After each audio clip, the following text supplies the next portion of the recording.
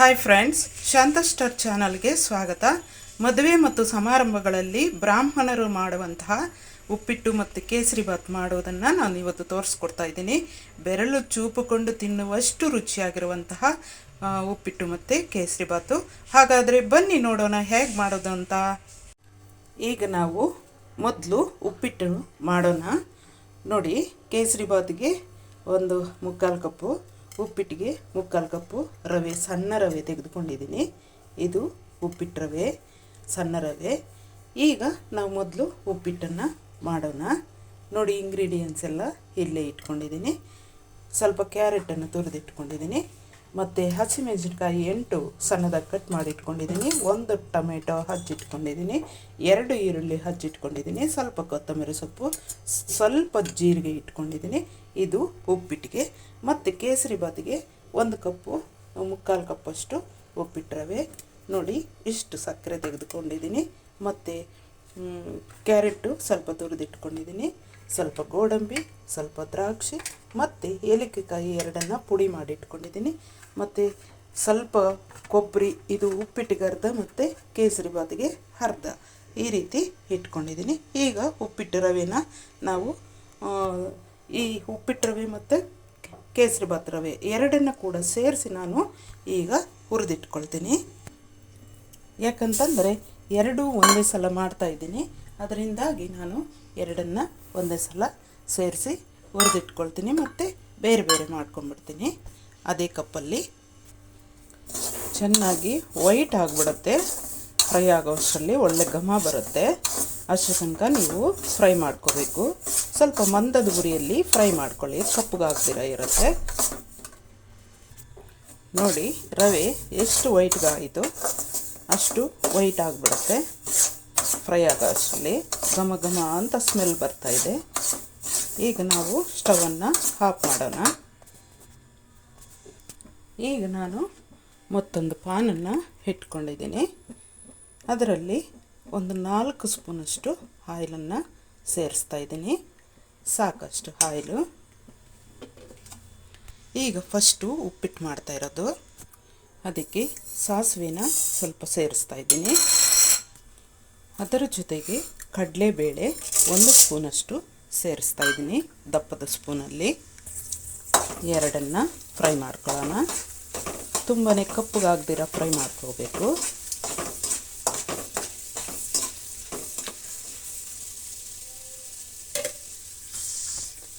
ಈಗ ಅದರ ಜೊತೆಗೆ ಈರುಳ್ಳಿ ಸೇರಿಸ್ತಾ ಇದ್ದೀನಿ.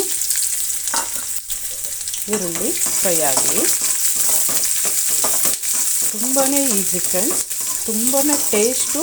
ಇದು ಬ್ರಾಹ್ಮಣರ ಶೈಲಿ ನಾನು ಮಾಡ್ತಾ ಇರೋದು, ಅಂದರೆ ಮದುವೆ ಸಮಾರಂಭಗಳಲ್ಲಿ ಮಾಡುವಂತಹ ಕೇಸರಿಬಾತು ಮತ್ತು ಉಪ್ಪಿಟ್ಟು ನಾನು ಇವತ್ತು ಮಾಡ್ತಾ ಇರುವಂಥದ್ದು. ಉಪ್ಪಿಟ್ಟು ಅಷ್ಟೇ ತುಂಬಾ ಟೇಸ್ಟ್ ಆಗಿರುತ್ತೆ. ನಾನು ಮಾಡೋ ರೀತಿ ಒಂದು ಸಲ ಟ್ರೈ ಮಾಡಿ. ಸ್ವಲ್ಪ ಕರಿಬೇವಿನ ಸೊಪ್ಪನ್ನು ಸೇರಿಸ್ತಾ ಇದ್ದೀನಿ, ಮತ್ತು ಸ್ವಲ್ಪ ಜೀರಿಗೆ, ಅಂದರೆ 1/4 ಸ್ಪೂನಷ್ಟು ಜೀರಿಗೆನ ಸೇರಿಸ್ತಾ ಇದ್ದೀನಿ.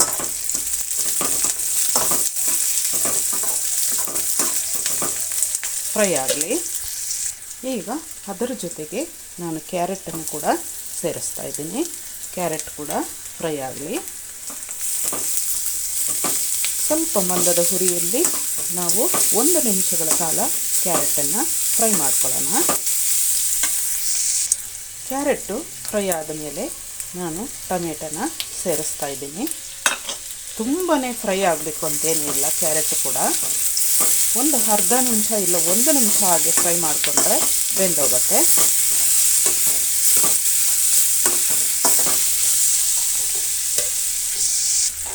ಸ್ವಲ್ಪ ಕಡಲೆ ಬೀಜನ ನಾವು ಹುರಿದು ಈ ರೀತಿ ಬೇಳೆ ಮಾಡ್ಕೊಂಡಿರೋದನ್ನು ಸೇರಿಸ್ತಾ ಇದ್ದೀನಿ. ತುಂಬ ಏನು ಬೇಕಾಗಿಲ್ಲ, ಸ್ವಲ್ಪ ಆಗಾಗ ಬಾಯಿ ಸಿಗ್ತಾ ಇದ್ದರೆ ಗೋಡಂಬಿ ಥರ ತುಂಬ ಚೆನ್ನಾಗಿರುತ್ತೆ.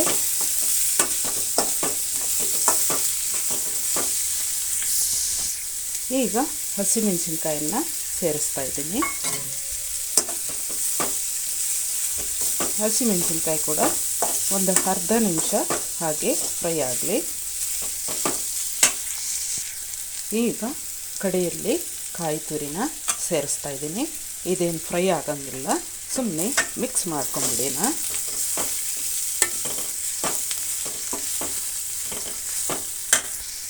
ನೋಡಿ ರವೆ ಇಷ್ಟು ತೆಗೆದುಕೊಂಡಿದ್ದೀನಿ. ಅದೇ ಕಪ್ಪಲ್ಲಿ ನಾನು 2 ಸಲ ತೆಗೆದುಕೊಳ್ತಾ ಇದ್ದೀನಿ.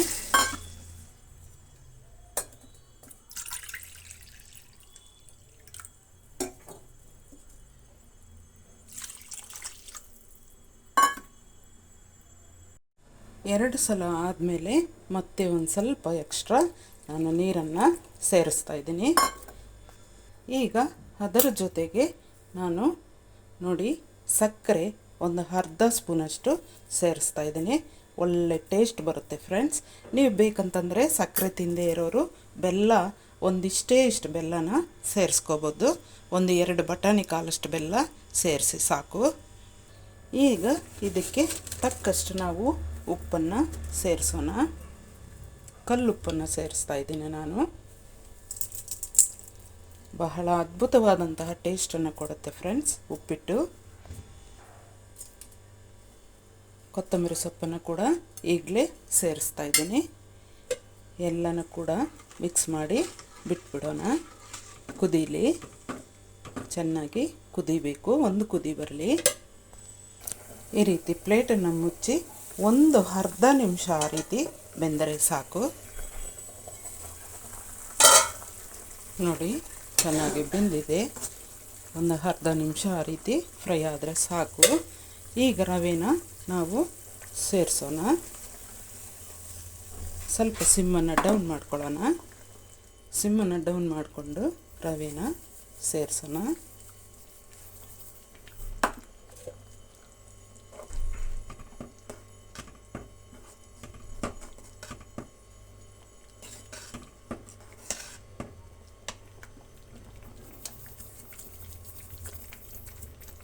ಪೂರ್ತಿ ರವೆ ಸೇರಿಸಿದ್ದೀನಿ.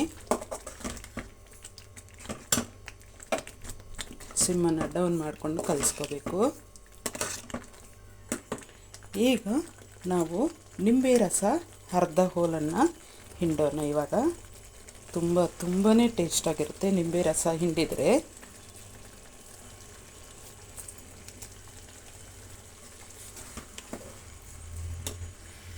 ಈಗ ಸಿಮ್ಮಿನಲ್ಲೇ ನಾನು 1 ನಿಮಿಷ ಬೇಯಿಸ್ತೀನಿ.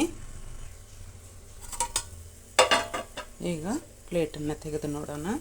ನೋಡಿ ಉಪ್ಪಿಟ್ಟು ಸೂಪರಾಗಿ ಆಗಿದೆ. ತುಂಬ ಚೆನ್ನಾಗಾಗಿದೆ ಉಪ್ಪಿಟ್ಟು. ಈಗ ಇದನ್ನು ಒಂದು ಪಕ್ಕಕ್ಕೆ ಇಟ್ಬಿಡೋಣ. ಈಗ ಮತ್ತೊಂದು ಪಾನನ್ನು ಇಟ್ಕೊಂಡಿದ್ದೀನಿ. ಉಪ್ಪಿಟ್ಟು ರೆಡಿ ಆಯಿತು. ಅದರ ಜೊತೆಗೆ 1 ಸ್ಪೂನಷ್ಟು ತುಪ್ಪನ ಸೇರಿಸ್ತಾ ಇದ್ದೀನಿ. ನೀವು ಬೇಕಂದರೆ ಆಯಿಲಲ್ಲೇ ಮಾಡ್ಕೋಬೋದು. ತುಪ್ಪ ಸೇರಿಸಿದ್ರೆ ಕೇಸರಿಬಾತು ಬಹಳ ಚೆನ್ನಾಗಿರುತ್ತೆ ಫ್ರೆಂಡ್ಸ್. ಹಾಗಾಗಿ ನಾನು ತುಪ್ಪ ಸೇರಿಸ್ತಾ ಇದ್ದೀನಿ.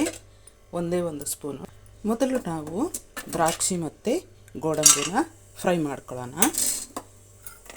ಎರಡನ್ನು ದ್ರಾಕ್ಷಿ ಗುಂಡಿಗೆ ಆಗೋ ತನಕ ಫ್ರೈ ಮಾಡಬೇಕು. ನೋಡಿ ಗುಂಡಾಗ್ಬಿಡ್ತು ದ್ರಾಕ್ಷಿ. ಈಗ ಇದನ್ನು ಒಂದು ಬೌಲ್ಗೆ ತೆಗೆದುಕೊಂಡ್ಬಿಡೋಣ. ನೋಡಿ ಯಾವ ರೀತಿ ಗುಂಡಾಗಿದೆ ದ್ರಾಕ್ಷಿ, ಆ ರೀತಿ ಆಗಬೇಕು. ಈಗ ಅದೇ ತುಪ್ಪಕ್ಕೆ ಸ್ವಲ್ಪ ಕಡಲೆಬೇಳೆನ ಸೇರಿಸ್ತಾ ಇದ್ದೀನಿ. ಕಡಲೆಬೇಳೆ ಫ್ರೈ ಆಗಲಿ. ಕಡಲೆಬೇಳೆ ಸ್ವಲ್ಪ ಫ್ರೈ ಆಗೋಷ್ಟರಲ್ಲಿ ಕ್ಯಾರೆಟನ್ನು ಸೇರಿಸೋಣ. ಕ್ಯಾರೆಟ್ ಕೂಡ ಫ್ರೈ ಮಾಡ್ಕೊಳ್ಳೋಣ. ಒಂದು ಅರ್ಧ ನಿಮಿಷ ಫ್ರೈ ಮಾಡ್ಕೊಳ್ಳೋಣ. ತುಂಬ ಹೊತ್ತೇನು ಬೇಕಾಗಿಲ್ಲ. ಕ್ಯಾರೆಟು ಫ್ರೈ ಆದಮೇಲೆ ನೋಡಿ ಕಾಯಿ ತುರಿನ ಸೇರಿಸ್ತಾ ಇದ್ದೀನಿ. ಕಾಯಿ ತುರಿ ಏನು ಫ್ರೈ ಆಗೋ ಹಾಗಿಲ್ಲ. ಈ ರೀತಿ ಕಲಿಸ್ಕೊಂಡ್ರೆ ಸಾಕು. ಈಗ ನಾವು ಈ ಕಪ್ಪಲ್ಲಿ ನಾವು ರವೆ ತೆಗೆದುಕೊಂಡಿರೋದು, ಅದೇ ಕಪ್ಪಲ್ಲಿ 2/4 ಕಪ್ಪು ನೀರು ಹಾಕೋಣ. ನಾವು ಉಪ್ಪಿಟ್ಟಿಗೆ ಯಾವ ರೀತಿ ಹಾಕಿದವೋ ಅದೇ ರೀತಿ ಇದಕ್ಕೂ ಕೂಡ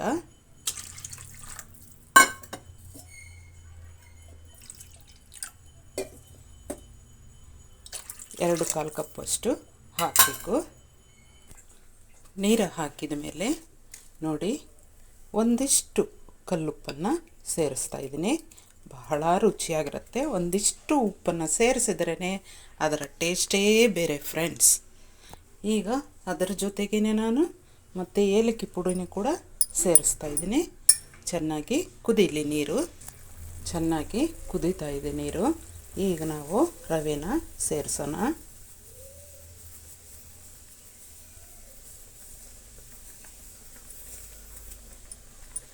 ರವೆ ಜೊತೆಗೆ ನೋಡಿ, ಅದರಲ್ಲಿ ಅರ್ಧ ಭಾಗ ಸಕ್ಕರೆನ ತೆಗೆದುಕೊಂಡಿದ್ದೀನಿ. ಸಕ್ಕರೆ ಕೂಡ ಸೇರಿಸ್ತಾ ಇದ್ದೀನಿ. ಮತ್ತು ದ್ರಾಕ್ಷಿ ಗೋಡಂಬಿ ಕೂಡ ಸೇರಿಸ್ತಾ ಇದ್ದೀನಿ. ಈಗ ಎಲ್ಲನೂ ಕೂಡ ಸಿಮ್ಮನ್ನು ಡೌನ್ ಮಾಡಿಕೊಂಡು ನಾವು ಮಿಕ್ಸ್ ಮಾಡೋಣ. ಸಿಮ್ಮನ್ನು ಡೌನ್ ಮಾಡ್ಕೋಬೇಕು.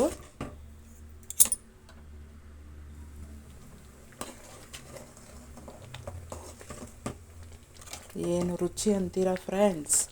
ಈ ರೀತಿ ಒಮ್ಮೆ ಟ್ರೈ ಮಾಡಿ. ಬ್ರಾಹ್ಮಣರ ಅದಕ್ಕೆ ಅಲ್ವೇ ಅಷ್ಟು ಚೆನ್ನಾಗಿ ಬೆರಳು ಚುಪ್ಕೊಂಡು ತಿನ್ನುವಷ್ಟು ರುಚಿಯಾಗಿ ಮಾಡೋದು. ನೋಡಿ ಫ್ರೆಂಡ್ಸ್, ಕೇಸರಿಬಾತ್ ಕೂಡ ರೆಡಿ ಆಯಿತು. ಸೂಪರಾಗಿರುವಂಥ ಕೇಸರಿಬಾತು. ಬ್ರಾಹ್ಮಣಂ ಭೋಜನಂ ಪ್ರಿಯ ಅಂತ ಹೇಳ್ತಾರೆ ದೊಡ್ಡವರು. ಹೇಳಕ್ಕೆ ತಂದರೆ ಇದಕ್ಕೆ ಫ್ರೆಂಡ್ಸ್ ಅಷ್ಟು ರುಚಿಯಾಗಿ ಮಾಡ್ಕೊಂಡು ತಿಂತಾರೆ ಅವರು. ಅದಕ್ಕೆ ನಾವು ಮದುವೆಗಳಿಗೆ ಹೋದರೆ ಎಷ್ಟು ರುಚಿಯಾಗಿರುತ್ತೆ ಊಟ ಅಂತ ಹೇಳ್ಕೊಂಡು ಬರ್ತೀವಿ. ಯಾಕಂತಂದರೆ ಅವರು ತಿನ್ನೋ ರೀತಿಯೇ ಅವರು ಮದುವೆಗಳಲ್ಲಿ ಕೂಡ ಮಾಡುವಂಥದ್ದು ತುಂಬ ರುಚಿಕರವಾಗಿರುತ್ತೆ. ಆಯಿತು ಫ್ರೆಂಡ್ಸ್, ಕೇಸರಿಬಾತ್ ಕೂಡ ರೆಡಿ ಆಯಿತು. ಈಗ ಸ್ಟವನ್ನು ಆಫ್ ಮಾಡ್ತಾಯಿದ್ದೀನಿ. ನೋಡಿ, ಸೂಪರಾದ ಕೇಸರಿಬಾತು ರೆಡಿ ಆಯಿತು. ಉಪ್ಪಿಟ್ಟು ಮತ್ತು